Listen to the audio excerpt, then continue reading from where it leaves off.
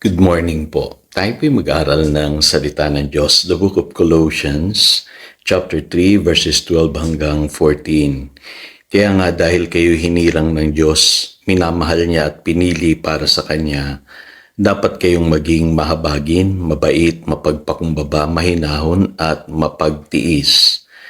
Magpasensya kayo sa isa't isa at magpatawad kayo kung may hinanakit kayo kanino man. Magpatawad kayo gaya ng pagpapatawad sa inyo ng Panginoon. At higit sa lahat, magmahalan kayo sapagkat ang pag-ibig ang buklod ng ganap na pagkakaisa. The blessing of unity in the family. So isa na naman pong magandang kahulugan ng pagdiriwang po ng Pasko ay yung pong pagsasama-sama ng pamilya. At kadalasan po sineselebrate po natin yung ating Noche Buena kasama yung ating mga mahal sa buhay. Nagkakaroon ng mga family reunions at nabubuo po yung pamilya. Siguro magandang modelo po ito na pwede nating ipalaganap lalo na po sa panahon natin ngayon na kung saan maraming pamilya po ang nasisira.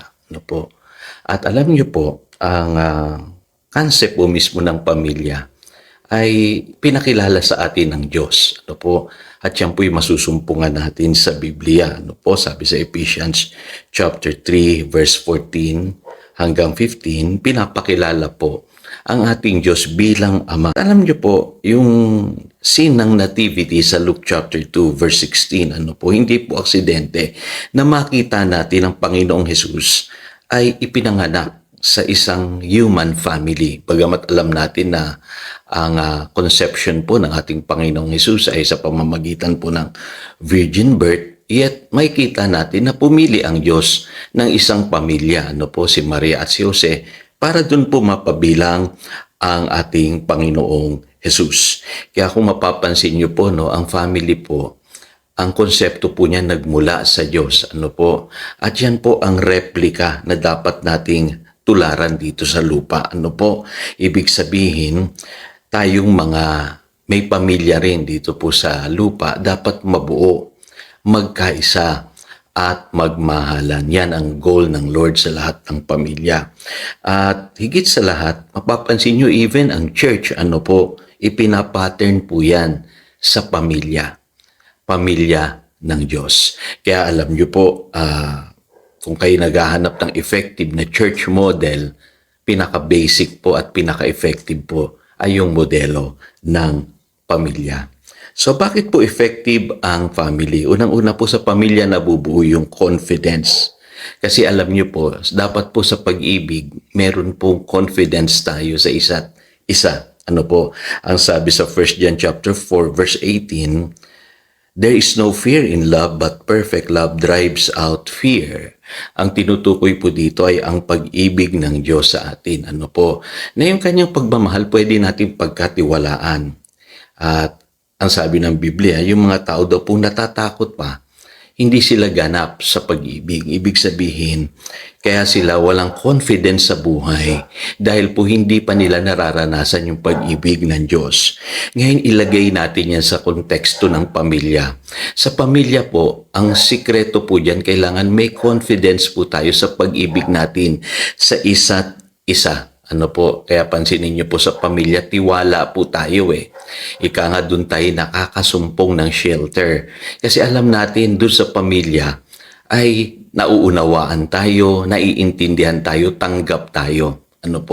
Kaya alam niyo mga kapatid, yung pamilya, yan po talaga ang magbibigay sa inyo ng totoong success sa buhay. Kasi ang totoong success, hindi po yung magkaroon tayo ng maraming kayamanan. Magandang bahay, magandang sasakyan. Ang totoong success po ay yung successful tayo sa atin pong pamilya. At sa pamilya po, nobody is perfect. Huwag niyo pong i-expect na ang pamilya niyo perfecto, mababait lahat. Meron pong pasaway dyan, may matigas ang ulo, Pero still, minamahal natin dahil pamilya pa rin. Kaya yung kwento ng prodigal son, napakagandang kwento niyan na kung saan makikita ninyo na sa pamilya, tanggap ang isang anak kahit nagkamali. Kaya huwag niyo pong asahan na perpekto ang pamilya niyo. Yung inyong mga anak, yung inyong mister, ano po, tanging ang pag-ibig lamang ng Diyos ang pupuno sa pagkukulang natin sa isa't isa. At maintindihan niyo rin sa pamilya, no man is an island. Hindi ka magsusurvive kung wala kang pamilya. Ano po? At alam niyo po, ang ating Panginoong Hesus mismo, bagamat isinilang siya sa pamilya ni Jose at Maria, mahirap, pero alam niyo po, yun ang modelo na magandang makita natin, no? Pagka sama-sama, tulong-tulong ang bawat isa sa pamilya, makakasurvive yan. Ano po? Kaya huwag niyo sasabihin, ang hirap-hirap ng buhay, ang mga pagsubok hindi niyo nakakayaning hanggat may pamilya po kayo. No po? Magiging matibay at malakas kayo sa buhay na ito. Ngayon, ano ba talaga nagpapatatag sa pamilya? Commitment po. Commitment ang nagpapatatag po sa pamilya. At ang commitment natin na magmahal at magpatawad sa isa't isa, yun po yung nabasa natin sa teksto natin kanina. Ano po nasabi dyan sa English Bible, bear with each other and forgive whatever grievances you may have against one another. So, ganun daw po dapat tayo. Magmahalan, mga kapatid. At sa pamilya, hindi nyo mapipili kung sino po yung inyong pamilya, lalo na po yung immediate family ninyo. Ano po? Hindi nyo mapipili yan. Talagang kailangan tanggapin ninyo ang isa't isa. Pangalawa, we are committed to be accountable to one another. Kaya ang sabi sa Galatians chapter 6, verse 2, carry each other's burdens.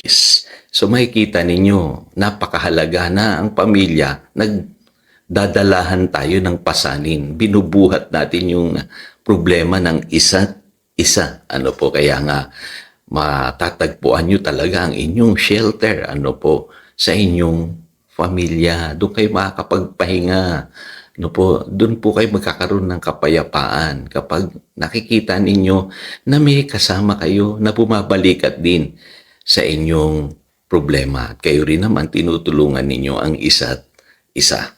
At panghuli, we are committed to the salvation of our family. Ano po? Kaya dapat ang goal natin yung sinasabi sa Joshua 24 verse 15, that as for me and my house, we will serve the Lord. Huwag kayong titigil hanggat hindi nyo nakikita ng inyong buong sambahayan ay maligtas at mapabilang sa pamilya ng Diyos. Magsimula po kayo doon sa inyong immediate family.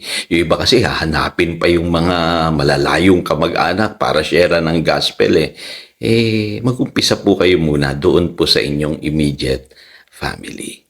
So again, ito si Pastor Jojo nagpapaalala upang daluyan tayo ng pagpapala, manatili tayo sa kanyang salita. Good morning.